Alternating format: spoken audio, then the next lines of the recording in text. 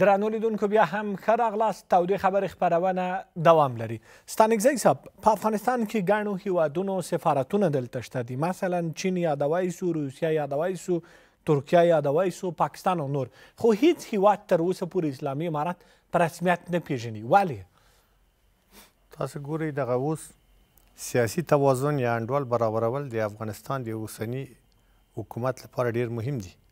دا تر یو ځای پورې برابر کړی، دا انډول ساتلی ده. هغه څنګه؟ هغه داسې چې ټولو ممالکو سره نن ډېر هېوادونه دي چې خپل منځ کې اختلافات لري. حتی د افغانستان په سر دوی تقابرات لري. کوشش کړی افغان حکومت چې دوی له سرحداتو د لرې خپل رقابتونه وکړي. دوم له هر هېواد سره دوی هغه خپله بېله پالیسي لري. نن له پاکستان سره بېله ده، له ایران سره بېله ده، ترکیې سره بېله ده، دې ټولو سره. او موږ که دا توقع وکړو چې موږ ته د حکومتونه پردي کومک وکړي، هغه وخت د کومکونو لاړ. موږ ته بیا انډوله کومکونه د شوروي له خوا نه کېدل په نوم د بلا عوض، د امریکا له خوا نه کېدل. موږ دغسې آموخته سولو، څه وکړو؟ په کومکونو باندې لوی سولو. رګ رګ کې هم د کومکونو وینه ده. یو نیم قرن له اخوا نه حتی هاخوا دغه رګ رګ د وینې زموږ پردیو کومکونو باندې استواره ده. موږ خو ډېر عاطل باطل مختص یو تعداد. دا نظام غواړي چې خلک له دې عدالتو نه وباسي، غواړي چې خلک له مفتخوري وباسي. دا واقعیتونه دي چې زه د دې نظام په مورد کې وایم. نن پاکستان په خپل ویر کې ده، امنیتي هم اقتصادي. ایران په خپل ویر کې ده، په خپل غم کې اخته ده. ترکیه چې هغه هېواد و چې هغه هم کومکونه کله کول، هغه هم اقتصاد وضعیت دومره خرابه ده چې تاسو ته څه وایم. روسیه، چین، ډېر هېوادونه دي چې موږ سره کومک نشي کوی. موږ توقع نه لرو ترې او نه توقع کوو ترې. اما روابط را سره لري، دلته سفارتونه دي. روابط خو ښه دي سیبې لري. ګوره ولې مو په رسمیت نه پیژني؟ په رسمیت به لا تر اوسه موقع نه ده مساعده سوې. ولې؟ 3.5 کاله د اسلامي امارت تېرېږي. 3.5 کاله خو ډېر کم دي وروره. دغه یو حکومت چې له بنیاده راسي یو انقلاب افغانستان کې انقلاب منځته راغلی ده. سنتي انقلاب منځته راغلی، زراعتي انقلاب منځته راغلی، کلتوري انقلاب منځته راغلی. هر یو ویزه ته تشریح کړمه او ټول دلته داسې یو پراخه بدلون مخې ته راغلی. نو دا له امارت نه چې په 3 کلو کې 3 کلو کې موږ هر څه وغواړو، دا خو معجزه نه ده. دوی خو معجزه نه شي کولی. دوی کار کوي. ګوره دوی په دغه شرایطو کې دوی باید همدغه کار وکړي چې اوس دوی مخې ته اچولی چې دوه دي. یو اقتصاد رغونه ده، زیربنایي رغونه دي، هر چېرته کار روان ده، په هر سړک کار روان ده، مزدور کار نه پیدا کېږي. دوم سیاسي پالیسي ده، سیاسي روابط دي، سیاسي تګلاره ده چې په دې کې هېڅ خو نشته. دومره کې هم زه نشم ویلی چې ورته وایم چې سیاسي پالیسي ستا د خارجي ممالکو په مورد کې دغه مشکلات لري. خو بیا هم متاسفانه چې د داخل مشکلات حل نه کړي امارت، چې داخل کې د خلکو مشکلات حل نه کړي. ما 40 کاله خپل حقوق ورکړي دي، حکومت راشه اخیستي په خپل جیب کې اچولي. ته اوس دا مسؤلیت له خپله سره لرې کوې او محکمې ته مې لیږې. کاکا مې سې محکمې ته مې ولې لیږې؟ دا خو مسؤلیت بچول دي. حکومت ته وایم. نور داسې بعضې نور مسایل دي. نو هره ورځ خو موږ نشو کولی کټګوري وکړو. کوم مسایل دي چې کورني د امارت وایي چې نړیوال د غرض نه پکې لري؟ دا زموږ کورني مسایل دي. قطعا بهرنیو مسایلو کې زه د امارت اسلامي مورد کې څه نسم ویلی. قطعا په پراختیایي کارونو کې چې په 100 کلونو کې نه دي سوي لا تر اوسه څه نشم ویلی. قابل د تحسین، تمجید او تقدیر دي. حکومتداري ښه روانه ده. و په ولایتونو کې والیان د خلکو سره داسې چلن کوي لکه یو مشر ورور چې له کشر ورور سره کوي. کاغذ پراني دومره نشته. محاکم ډېر ښه کار کوي. ډېر نور چارې دي. ښاروالي خو دغه زموږ ورور دلته ناست ده، لا تر اوسه تشریحات ورکړل چې ما فکر کاوه چې دا بیخي یعنی غیبي او کار ده چې ښاروالي کوي. بیخي فکر څوک نه کوي چې په دومره کوي عوایدو دومره لوی کار نه وکړي. خو بیا هم په داخل کې ډېره مهمه ده. هر نظام چې شړیږي له داخله شړیږي. هر نظام چې ټکول کېږي له داخله ټکول کېږي. هر قوي نظام چې ماتېږي له داخله ماتېږي. امارت اسلامي دې ته جدا توجه وکړي. امارت اسلامي ته زه ډېر د دوی اصولو ته پابند یم. زه نه غواړم چې خدای مکړه دومره تخریب سي. خو ځکه امارت اسلامي ته دغه خبرې چې زه اورم دې باندې د خلکو نه ویې نه کمه دما غاړې بندېږي. وجدان ته خجالت یم. تاریخ سبا دما په مورد کې باید قضاوت کوي. نو بنان امارت اسلامي باید خپل داخلي چارو ته نورم پام وکړي، نورم توجه وکړي. واړه مسایل دي چې همیشه موږ ویلي. مننه. قاري صاحب که په همدې مسایلو کې پاتې شو، نړیوال وایي چې د رسمیت پیژندلو لپاره شرایط دي.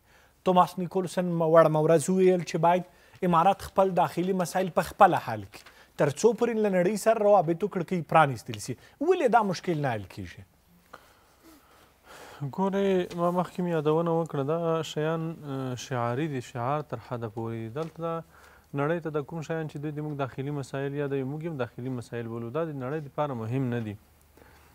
نړۍ نن سبا اروپا او امریکا دا دی، یعنی دا شیان که دوی وایي هم دوی د دې غمه نه دي مړه. دلته په سیمه کې لوی لوی رقابتونه دي. موږ که د هغې رقابتونو په منځ کې په متوازن ډول مزل وکوو، داسې ورځ راتلونکې ده چې دغه افغانستان نظام په رسمیت پیژندل کیږي او دغه نړۍ به ټول تعامل ته راځي.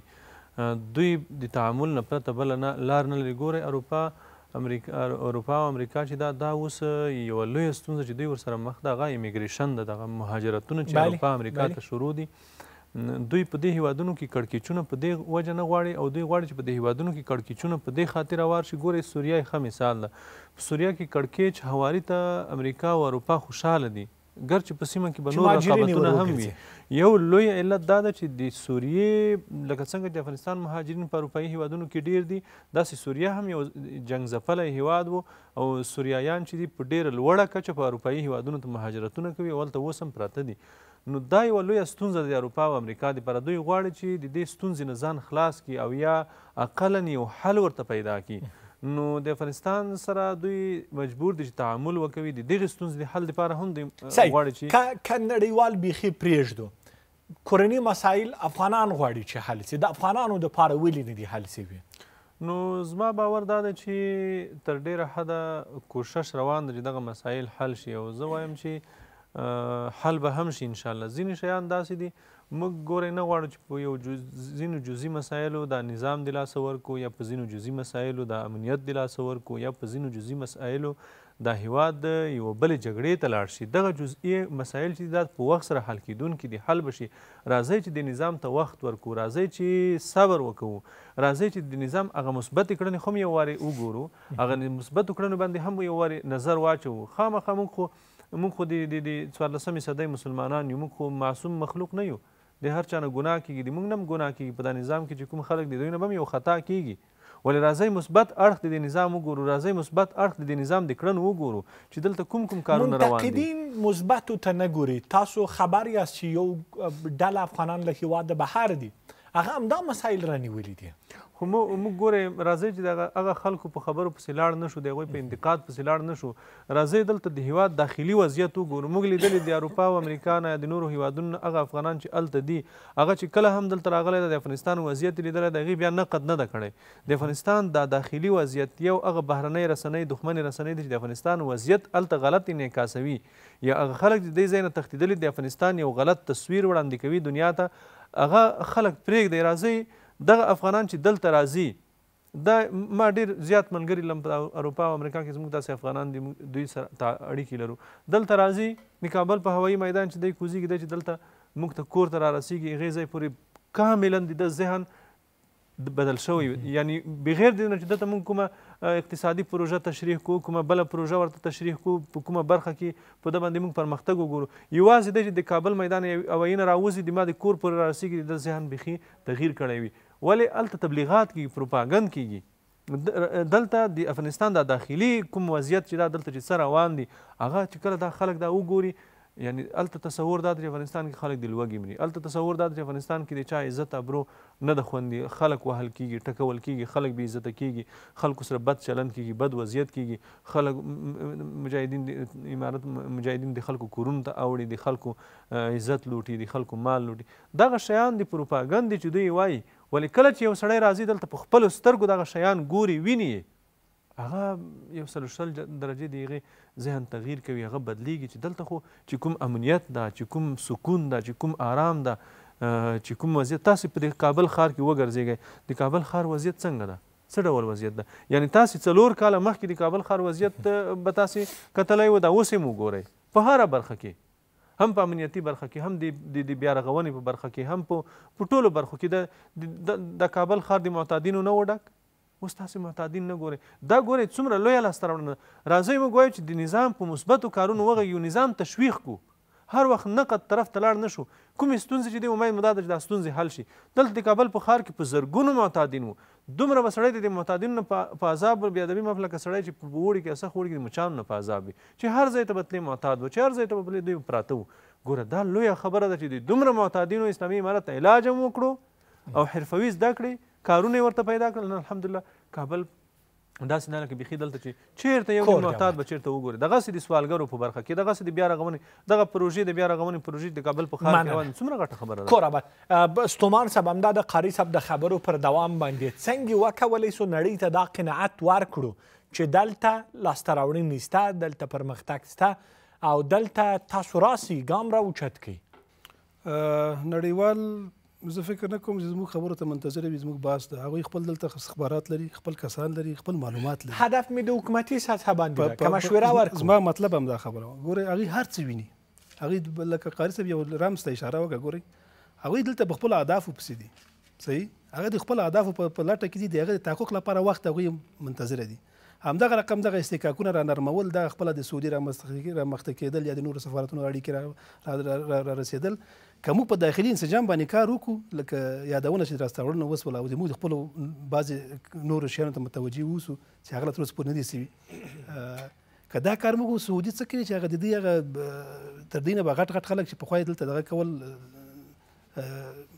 مداخلې کړي دي او د قتل او قتال باندې محکوم دي هغوی به هم د روابط ته زړه ښه کوي زموږ خپل داخلي انسجام ډېر مهم ده چې انشاءالله په دې باندې به کار وشي خبره ده په دې کې ده چې اصلا موږ تاسې بحث په دې باندې چې سعودي او د نړیوالو کسات چې په افغانستان کې سفارتونه خلاصوي ګورئ موږ ډېر زیات باید و روابطو جوړېدو ته دغه ورنه کړو یعنې د سفارتي روابطو ته دومره ارجحیت ورنه کړو چې هغه موږ تر هر چېرې پرایورټي وګڼو لومړیتوب یې وګڼو درسته ده چې یو لومړیتوب ده په نړیواله سطح کې چې ته اما دغه حالت کې چې موږ نن قرار لرو دا دومره دغه نه ده چې موږ خصوصا دغسې هېوادونو ته چې هغه په داسې یو مخینه لري چې مخکې موږ په دې باندې بحث وکول بهتره دا ده چې موږ په داخل کې چې کوم خپل ظرفیتونه لرو ګورئ زموږ تاسې نه دا اوس هم د مهاجرو مسله یاده شوله قاري صاحب ورته اشاره وکړله چې اروپا ته ځي او هغوی غواړي چې له دې مسلې ځان خلاص نه دا خبره نه ده زما له نظره زه د دې نظر ته مکمل احترام لرم که داسې نه وي د ایسایوي کیسونه نن سبا له افغانستان ظرفیتونه ولې باسي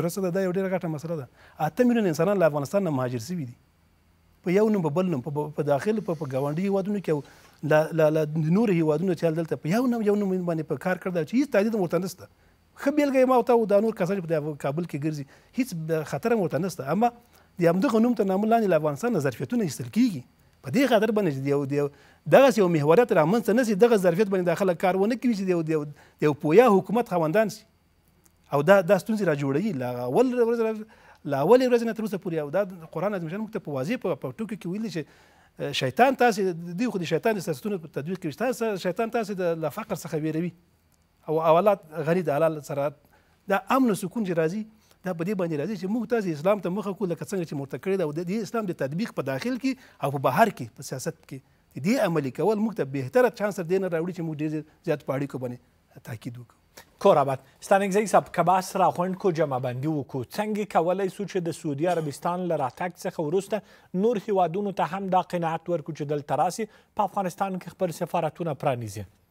زما په باور بهتره وي چې د هغه هیوادونو منطقي غوښتنو ته توجه وشي د ملل متحد منطقي غوښتنو ته چې زموږ له اصولو سره البته اسلامي او زموږ کلتور او عنعنه سره په ټکر کې نه جدا هغه ته پاملرنه وکړي امارت اسلامي او هغه ومني لکه او 500 هیوادونو چې منلې د افغانستان په داخل کې د خلکو سره ریفرانډوم وکړي تفاهم وکړي دوی غوښتنو ته باید جدا جواب ورکړي که منفي هغه باید ورته دلایلو سره وایي که مثبت وي دوی نه مني دا خو بیا ظلم او زیاتی ده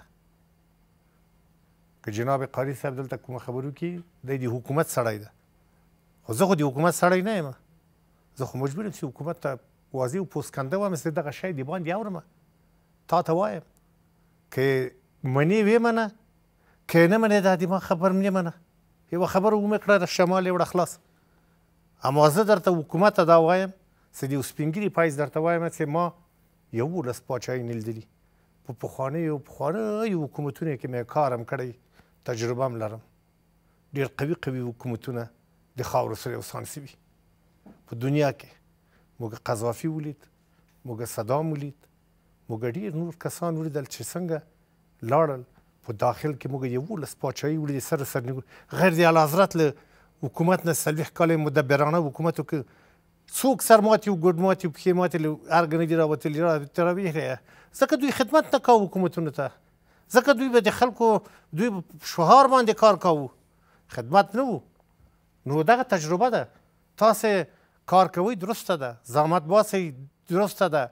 خارج کې تاسې دغه څه برابر کړي دي د خلکو دپاره، هغه څه ضرور دي، هغوی هم اعتماد حاصله کړی دی. هر وخت راځي دلته د ما کرم راځي. زه خپله مخ د باندې ژوند کوم، 40 کاله کېږي زه د وطنه وتلی یم، 38 کاله د کمونستانو په وخت کې د ظلم زیاتې دی. زه هم وینم دا خلک، خو بیا هم تاسو ته وایم چې خلک ډېر مهم دي، د خلکو پشتیباني ډېره مهمه ده. همغسې چې په 20 کلنه دوره کې تاسو ته په جوماتونو کې ځای درکوو، ډوډۍ درکوو، خپلو کورونو کې ځای درکوو. دغه ښځو چې نیم جهاد یې کړی د ستاسو ته به یې په تناره کې پاستې پخول، چای به یې درته دموو. دا جهاد ده، تاسو ته یې کړی ده. د دوی حقوقو ته جدا احترام وکړئ. که چېرته کوم څه شرعي مسایل په هغې کې، چون زه معلومات په شرعي مسایلو کې ډېر نه لرم، تر تاسو په امارت د استازو هغه دومره زه نه لرم. هغه کې زه څه نه وایم، زه د اجتماعي له لحاظه وایم چې باید دغه مسایل د اجتماعي له لحاظه، د فرهنګي له لحاظه، د کلتوري له لحاظه، زموږ کلتور و عنعنات هغه اسلامي دي، هغه له لحاظه د خلکو سره مراعات وکړي، کومک وکړي او مشکلات حل کړي.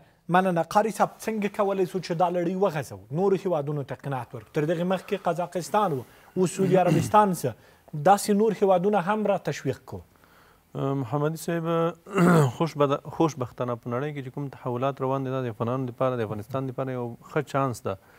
موږ به خپله کورنۍ وظیفه په مخ وړو. زموږ سیاسي دستګاه چې ده هغه هم لګیا ده، د نړۍ سره د تعامل کوشش کوي، د نړۍ سره د اړیکو د جوړولو کوشش کوي. دوی په خپله برخه کې لګیا دي، کار کوي. خو زه وایم چې دا نړۍ کې چې کوم تحولات، بدلونونه روان دي، واقع کیږي یا په راتلونکي کې، دا د افغانانو دپاره، د افغانستان دپاره داسې یو چانس ده چې په تېرو 40 کلونو کې داسې چانس، 40 نه که ووایم چې 50 کلونو کې داسې چانس افغانانو ته په لاس نه و ورغلی چې د افغانستان د افغانانو دښمنان دي داسې مصروف وي لکه نن چې مصروف دي. په سیمه کې، په ګاونډ کې، په لرې پرته نړۍ کې د افغانستان دښمنان یا په افغانستان کې لاس وهونکي دا ډېر سخت مصروف دي په خپلو کې. نو موږ دپاره یو ښه چانس ده.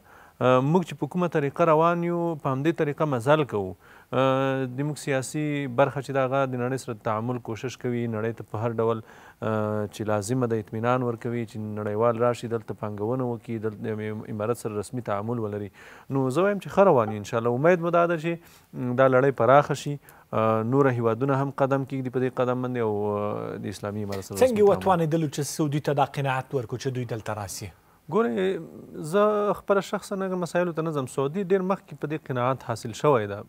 دا په سیمه کې رقابتونه دي، سیاستونه دي، خو بیا زه بیا وایم چې موږ د سعودي د قدم تقدیر کوو، مننه ترې کوو چې افغانستان سره اړیکې جوړوي او د افغانستان سره اړیکې جوړې کړي.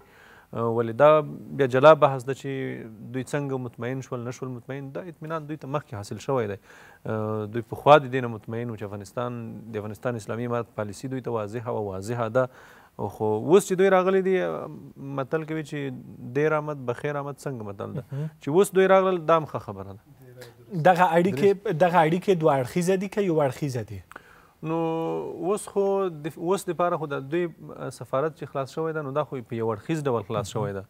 نو کوشش دا کیږي چې د اسلامي امارت سفارت هم هلته خلاص شي، دوی ومني او اسلامي امارت هم هلته خپل کار شروع. مننه. ستومان صاحب، څنګه کولی شو چې دا لړۍ وغځوو په بخښنې سره؟ ګورې، بیا موږ تاریخ ته ولاړ نسو کولی دا بحث څه دغه ورکړو. له دویمې نړیوالې جګړې وروسته په نړۍ باندې نوی نظم حاکم ده. دا نظم د امریکا تر قیادت لاندې د غرب د سیاستونو دوام ده. که موږ بیخي وخواته مخته ولاړ شو، له اروپایي کنسپټ نه را په دې خوا بیا بالاخره تر ناپلیون تر جګړې راوروسته بیا بالاخره که راسو 18مې پېړۍ ته بیا راسو 19مې ته چې اروپا پکې پیشتازول، او بیا راسو 20مې ته چې د برطانیا جای امریکا نیسي. امریکا یو سلسله نوي شرایط په نړۍ باندې تطبیقوي چې هغه ته نیو ورلډ ارډر وایي، یعنې نوي نړیوال قوانین، نوي نړیوال اصول. هغه دا نه و چې ملتونو ته د ازادۍ تر نامه لاندې چې اوس د عنوانوي د حقوقو تر نامه لاندې د لږکیو د حقوقو تر نامه لاندې د ښځو د حقوقو تر نامه لاندې جندر د مسایلو دغه څو شیان دي را جوړ کړل منحیز دا یعنې شعارونه دا شعارونه دي په دې خاطر باندې چې دوی د اروپایان نه ځکې ترلاسه کړي. هیوادونه کې د هغوی مستعمرات لرې کړل، خپل خلک یې پکې ځای په ځای کړل، دغه ارډر ته کار وکړل. په متواتر ډول تاسو د دویم نړیوال جګړې تر اوسه پورې دا وینئ دوی دغه شي ته کار کوي. او هر چېرته چې دوی حکومتونه له بینه وړي، ګورئ کیسنجر ډېرې وښه دغه تاریخي جمله لري، دې نه ډېر موږ درس اخیستلی سو. هغه څه وایي جریانونه چې په مملکتونو کې را ایجادېږي، خصوصا دریمه نړۍ، د امریکا وظیفه دا ده چې هغه دوی د خپلې منافعو په خاطر باندې خپل خواته جهت ورکړي. یعنې انقلابونه په نور مملکتونو کې واقع کېږي. د امریکا د دستګاه سیاسي دستګاه وظیفه دا ده چې د خپلو سیاستونو په اساس باندې، خپلو پالیسي په اساس باندې خپل خواته جهت ورکړي، خپلو ګټو خواته جهت ورکړي. او دا کار دوی کوي. په تاسو اوس وګورئ په سوریه کې وایي د احمدشاه د دفتر په باندې د ډیپلوماتانو وار نه کیږي چې غربي ډیپلوماتانو سره. ولې خبره په دې ځای کې ده چې که د لیږ تعامل سره وکړو، لیږ د انعطاف سره وکړو، تاسو وینئ چې دوی هر یو راځي د خپلو منافعو مطرح کولو لپاره عمل اسلامي امر سره کار نه کوي. او زموږ امید دا ده چې موږ په دغسې روابطو کې، په دغسې شیانو کې چې موږ قدم وږدو، همدغسې محتاط اوسي. او زموږ هغه ارزښتي مسله خدای نخواسته تر سوال لاندې ولاړ نه سي چې الحمدلله مشران دې ته متوجه دي. سیاست د هغه ارزښتي تیرو ارزښتونو په اساس باندې 20 کاله دې په اساس باندې مبارزه سوې ده او کار ورته سوی ده. دغه ورلډ ارډر ته ور داخلېدل خپل خطرات هم لري، خپل بحثونه هم لري چې ټول وخت دلته موږ نسو کولی دې باندې. اسلامي امارت زما له نظره دا نظر ده، زما له نظره دا بهتره دا ده چې زیات کار په دې باندې وسي په فکري ډول باندې چې موږ یو ډېر غټ انسجام ته ځان برابر کړو، خصوصا هغه امت شموله وي. موږ دې امت ته دا پیغام ورکړو چې موږ تاسې د روابط له ډیپلوماټیکو اړیکو نه ورهاخوا دا دي چې موږ تاسې یو امت په څېر باندې باید د یو بل په درد، یو بل په جګړه، د یو بل په غم باندې شریک یو او شریک واستو او دغه ګډ انسجام رامنځته سي. او دا د یو محوریت تر نامه لاندې تر شورا لاندې باید راجمع سي. او دا الهام موږ ورکړو، نه د هغه حاکمیتونو تر عنوان لاندې چې هغوی د موږ معتقداتو هم توهین وکړي. تېر یو میاشت 2 میاشتې مخکې موږ دا شیان ولیدل. د همدغه کورنۍ له خوا نه تر دې نه غټ توهین، د دغه کورنۍ زه توقع ودرلی سم. منهاج د مسلمان یو ارزښتي مسله ماته ده چې هغه جینیفر لوپز راولي والته څه رقم کنسرتونه جوړوي او بیا چې ته هر څه کوې دا ستا خپل کار ده، ته خپل کار کوې، ستا شخصیت موږ ته تېر 100 کاله معلوم ده. ته له اسلامي شاعرو نه د خپل بیکګراوند او د خپل نما او د خپل شیانو کې استفاده مه کوئ، دغه خرابو ځای کې ته د دې شي استفاده مه کوه. دا د منهج یو مسلمان دی هر چا وظیفه ده چې همدغه کورنۍ ته ووایي چې دې حق نه لري چې موږ د ټولو هغه شاعرو توهین وکړي چې 2 میلیارده مسلمانان په دې باندې راټول دي. راځو دې بحث ته چې فعلا چې دوی راوړاندې سوي دي او په افغانستان کې تعامل کوي دي. او دا د اسلامي امارت د ډیپلوماسي دستګاه وظیفه ده چې دغسې روابطو لپاره چې موږ اوس ضرورت ورته لرو. او مخکې اشاره وشوه د حج و د عمرې و دا دلته د حاکمیت ده اوس کار څه وکړو د ارډر تطبیق ده. اما د دراز مدت لپاره ما دا نتیجه ګیري دا ده چې موږ باید د امتونو تر منځ د پیغام باندې کار وکړو چې موږ تاسې خپل یو غټ اثرات موږ ته متوجه ده. کور آباد د باس درنو ګډونوالو له تاسو ټولو یوه نړۍ مننه. کور آباد چې زموږ بلنه مو ومنله. مننه. درنو لیدونکو له تاسو خپل ټولو همکارانو په مننې زموږ د نن شپې تودې خبرې په همدې ځای پای ته ورسېدې. تر بیا د خدای په امان.